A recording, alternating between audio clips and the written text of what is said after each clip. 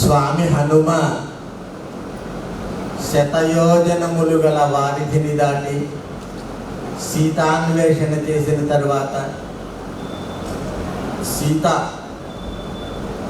దర్శన భాగ్యాన్ని పొందినటువంటి హనుమ రామ కథను పాడి తనను తాను తెలుపుకొని, అమ్మా నేను రామదూతని, రామయ్య తండ్రి ఈ యొక్క ఆనవాలుగా ఈ యొక్క అంగుళీయకాన్ని నీకు ప్రదానం చేయమన్నారు తల్లి అని చెప్పి ఆ సీతాసాధ్వికి స్వామి హనుమ అంగుళీయకాన్ని సమర్పించిన తర్వాత సీతాసాధ్వి ఆ రామచంద్రమూర్తి పంపినటువంటి ఆ యొక్క అంగుళీయకాన్ని చూచినటువంటి సీతాసాధ్వి శ్రీరామచంద్రమూర్తిని దర్శించుకున్నటువంటి ఆనందాన్ని పొందింది తల్లి.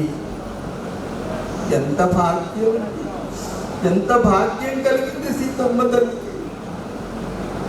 అన్యాయంగా రామలక్ష్మణులు లేనటువంటి సమయంలో సీతాసాధ్విని అన్యాయంగా అపహరించుకొని తీసుకువచ్చినాడు కదా. అటువంటి బాధ పడుతూ ఉన్నటువంటి సీతమ్మ తల్లి ఎప్పుడైతే ఆంజనేయ స్వామి వారు ఆ యొక్క అంగుళీయకాన్ని ఇచ్చారో దాన్ని చూసి చాలా సంతోషపడినటువంటి సీతమ్మ తల్లి కన్నులు నిండినటువంటి అశ్రు నయనాలతో ఆ యొక్క అంగుళీయకాన్ని తన యొక్క కళ్ళకద్దుకున్నటువంటి సీతాసాధ్వి మధుర స్మృతులు తమ యొక్క మదిలో మెదలగా, ఇన్ని రోజులకు నాకు ఇటువంటి శుభ సూచన కలిగింది అని చెప్పేసేసి చాలా సంతోషపడింది సీతాసాధ్వి.